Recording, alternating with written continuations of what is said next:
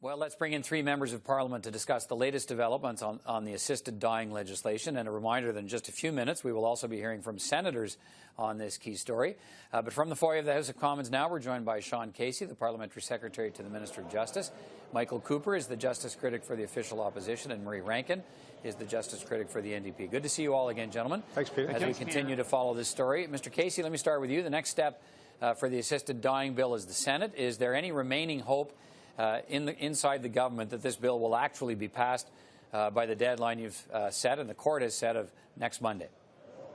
Sure, there's hope, but that hope is fading quickly with each passing hour. So it is, I would say, possible but not likely that the bill will pass by Monday. Certainly, there have been many senators publicly indicating that it will not. However, it is our hope that the senators will see the urgency in getting this done and will show the same goodwill that has been shown in the House to work together to get it done as quickly as possible. And if the deadline comes and goes and the bill hasn't been passed, why wouldn't you just stop the process and effectively restart it? If you haven't hit June 6th, why not say July 20th? Well, with each passing day, we are left with a legislative void in this country and a patchwork that is not in the best interests of medical practitioners and not in the best interests of the vulnerable. So the ideal would be to have this passed by Monday.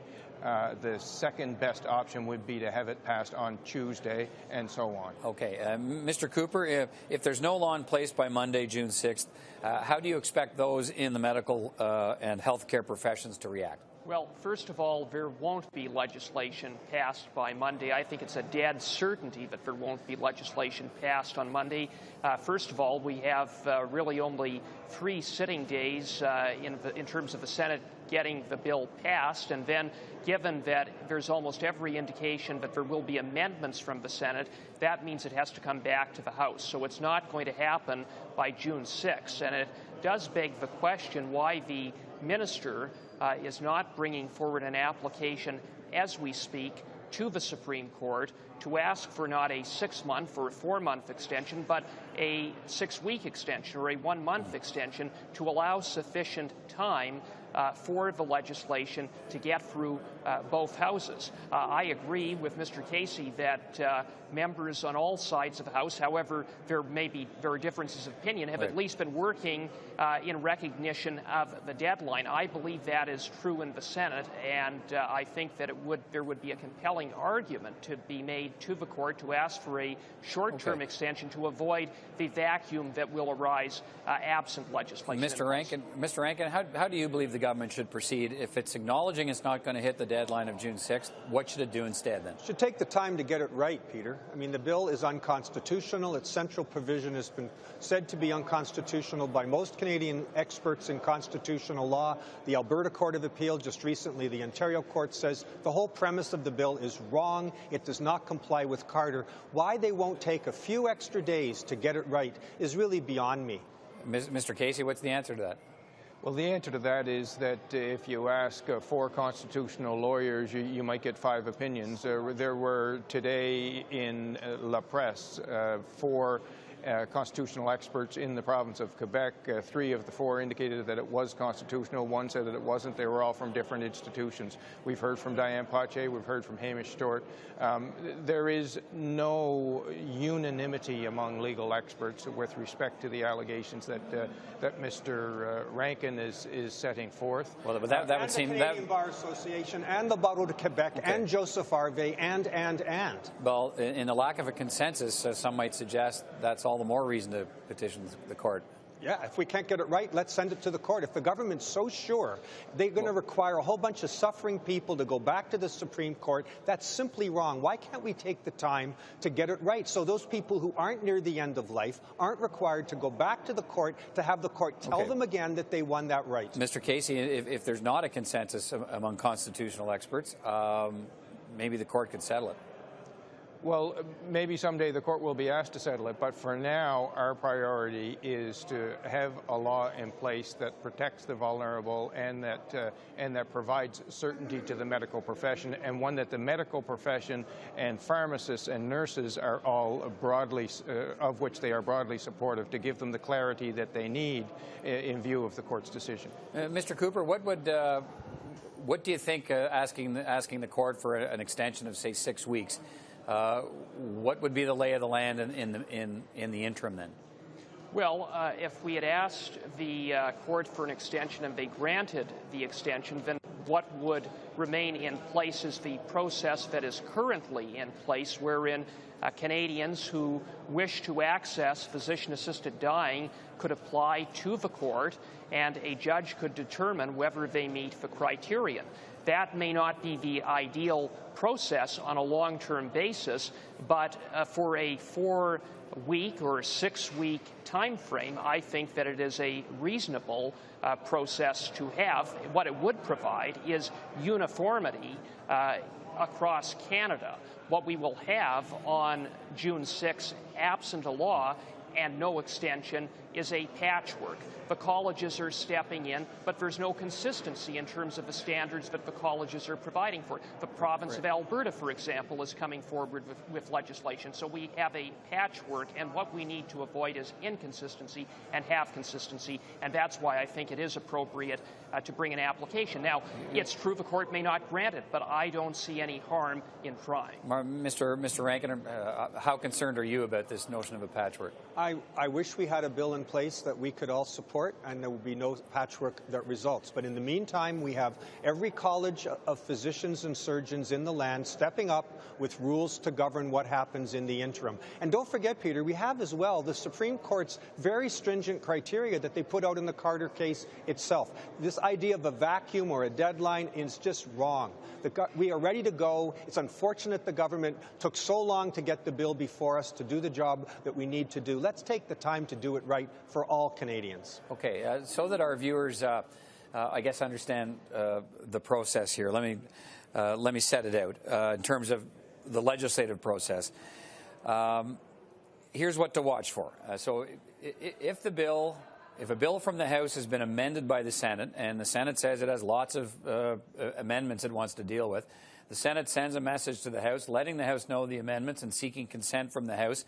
If there's no consent, Mr. Casey, on the amendments, the two houses of Parliament go back and forth proposing amendments until there's some sort of agreement or the bill doesn't get passed.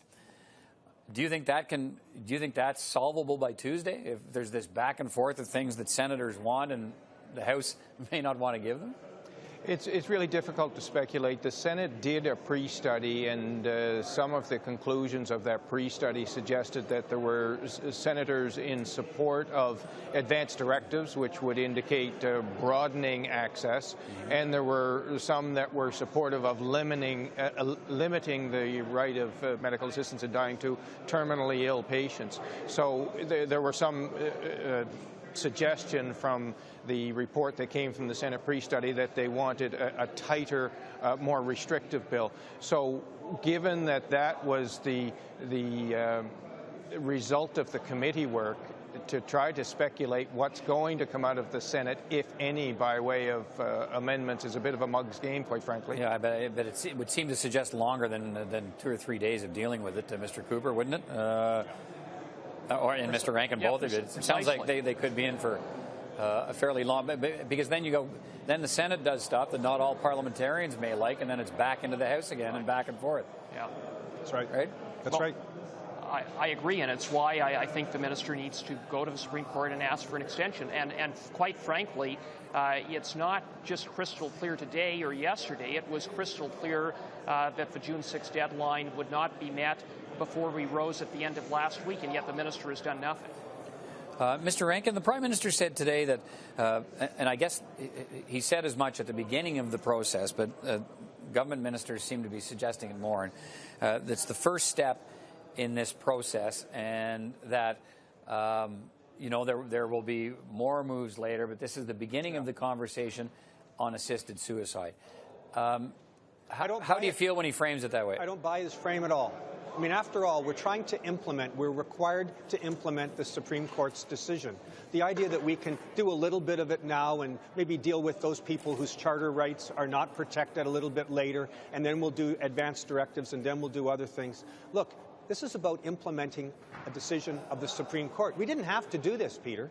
The court said we could, if we chose to do it, we should get it done within this period of time. We chose to do it, and we're doing it wrong. That's what's so disturbing. Why we don't take a little bit more time to do it right? And if we got to get the court to tell us that they expect their decision to be respected, I don't see why we can't do that. I don't buy the Prime Minister's frame at all. Right. What about that, Mr. Casey, that it's not the beginning of a conversation? Mr. Rankin seems to be suggesting it should actually be the end of it, that the court's told you where to go with it and do it. Precisely. This is a real fundamental shift for Canadians to be engaged in this conversation and to be engaged in this conversation against such a tight time frame. What we know from polling information is that 73% of Canadians favor medical assistance in dying for terminally ill patients. The minute you start making it more open than that, there is less acceptance among Canadians. Peter, so where we are right now is at a point in the conversation with the courts and with the Canadians that we're under a compressed time frame. We need to move forward carefully and in a manner that balances, and that's exactly what we've tried to do, and we believe that we have struck the right balance for this country for this time. I know you're all in a tight line, but everybody gets a final word. Mr. Cooper, quickly to you, and I know Marie Rankin, you want to jump in too, and we'll be done. So, Mr. Cooper, what about that? Is it the beginning of the conversation or the end? Well, look, I think that this is going to be the beginning. I mean, anytime you pass legislation, when you have a charter of rights and freedoms in Canada, there are going to be challenges, and there are going to have to be interpretations by the court. But I believe that the Supreme Court gave Parliament a fair bit of room in terms of the parameters that it set out, and I believe, generally speaking, the legislation satisfies those parameters. Okay. But there will be challenges. It's inevitable. Mr. Rankin, go ahead. I agree with what Michael has said as well, but the point remains you don't decide constitutional rights of Canadians by polling. If we had done that, imagine what would happen on the abortion debate. What about same-sex marriage? If Canadians didn't happen to poll that way, would we say, oh, we're not going to implement the Supreme Court's decision? Nonsense. All right, gentlemen, we continue to follow this story, and it'll be an interesting week ahead. And as always, I appreciate your commitment to tell Canadians where you stand on the issue, and we'll continue to follow the process and your points of view. Thank you. Thanks, Peter.